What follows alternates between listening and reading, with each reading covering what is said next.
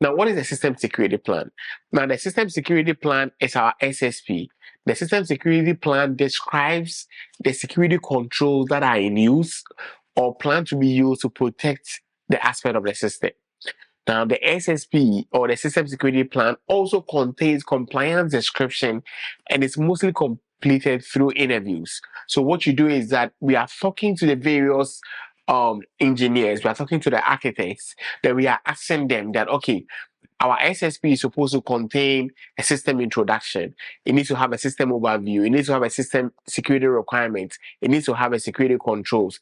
How are these controls being written? It needs to have a boundary diagram. Can we get a boundary diagram of the system? A network architecture diagram? Can we get the users, what type of information, the data types? So all these are things that we ask them. But the system security plan is divided into 4 major sections.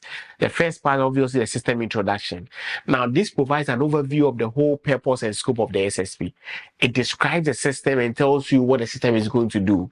Now, it may include information about the organization's missions, their objectives, the importance of securing the system, and it introduces the context of the SSP and explains why it is very necessary to protect our environment. The system overview. Now, the system overview provides detailed information about the system that we are talking about. That includes the description of the system architecture, the components, the asset inventory, the interfaces, the dependencies, the network inventory, the network architecture diagram, how is data being flowed within the environment. All those details goes into the system overview. Then we also get to the next one, at the system requirements. Now, this outlines the requirement, the measures that are necessary to protect the system. It may reference several laws, standards, and organizational policies, but what it does is that you need to cover access control. How do we authenticate people onto the system? Do we have encryption? Is there audit flow that is also available? Incident response, management, or risk management? Then we go to the last one, that is the security controls. Now, this describes the controls that we have selected, we have tailored, and the ones that we are implementing. So all the implementation statements that we write will come in here. Now, remember that our system is going to be a low, moderate, or high. We have our system as a high, so we are looking at about 350 controls for high. When your controls are about 350, you need to write implementation statement for all these controls. And that is the job of the information system security officer. Remember that all the documentation that we do under the implementation, all of them becomes an attachment in the SSP. Don't forget, we add our 5199 as an attachment, the control selection, all those attachments come into the system security plan. Now, let's go ahead and move on to the next one. I want to talk about the configuration management. Now, when we talk about configuration management, what is configuration management? Configuration management is the ongoing process of identifying and managing changes to deliverables and other work products. Now, we do this through what we call the configuration management plan. The configuration management plan is developed to define, document, control, implement, and account for and audit changes that are coming out of our system. And so what the configuration management plan does is that it helps us to be able to put in a structured guideline that we want to be able to go about it. And so we'll look into the configuration management and how the configuration management plan is being done. Now, the configuration management plan outlines the procedure and the processes for managing changes to our system. Now, this has to be done and monitored over time, because it has to ensure that the system configurations are well documented, they are well controlled, they are well maintained in a consistent and secure manner. Now, let's look at the components that are involved in the configuration management plan.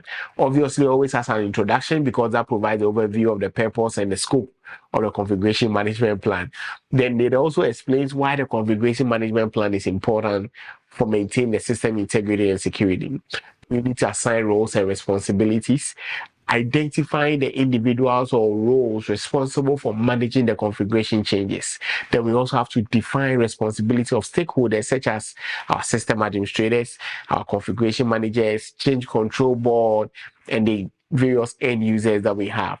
Then afterwards, we do our configuration management process. Now, what is a configuration management process? Now, this will be the step-to-step guide or process for managing the configuration changes. Now, this includes procedures for requesting, evaluating, approving, and implementing and verifying the changes to system configurations. Now, this also outlines a workflow for change management, including how change requests are being submitted, how they are being reviewed, and how they are also being tracked.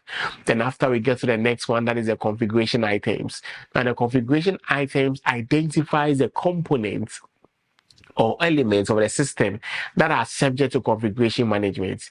Now, they define the baseline configuration for each of these configuration items and specifies how the changes that are going to go on are going to be managed. Remember, all this that we are doing, all that you are doing is that you are having conversation with them. They are telling you how it's being done. Then you are documenting how this has been done.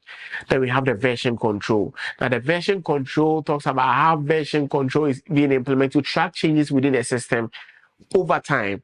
Now, this outlines a procedure for maintaining version history, documenting the changes and ensuring that the latest approved configurations are being deployed.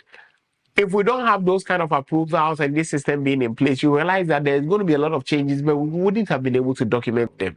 Then now we go to the change management. This explains how change requests are being evaluated, prioritized, and approved. Now, it will also describe the criteria for assessing the impact and risk of proposed changes. Testing and validation. Now, we specify procedures for testing and validating the changes or the configuration changes before they are being implemented in production environments. So this will also include regression testing, compatibility testing, and security testing to ensure that all the changes do not adversely affect the system's function or the system security, because we want to make sure that the system is safe. And we're going to go ahead with the last one. We say that we outline requirements for documenting configuration changes, including updating the configuration management database that is we call the CMDB. If you heard about CMDB, that is what it means, configuration management database, or our repositories. We also specify how configuration records are maintained and archived for future references and auditing purposes. We also define reporting mechanism for tracking change status, compliance, and performance metrics related to configuration management. And this is how the configuration management plan actually is being done. Now, under the configuration management plan, there are three things I want you to take notice of. Configuration identification. This consists of where we are setting and maintaining the baseline which defines the system architecture and components before deployment. Change control. The change control consists of the configurations that are controlled, the configuration that control how changes are being requested, approved, and implemented within our environment. Then the last one is the configuration status accounting. Now, this includes the process of recording and process reporting configuration items like the hardware, the softwares. So any item that we have within the environment, we want to make sure we have an inventory of everything and we are keeping track of everything that is going on. And that's what we have under configuration management. Now, I'll see you in the next class where we talk about security impact analysis and risk acceptance.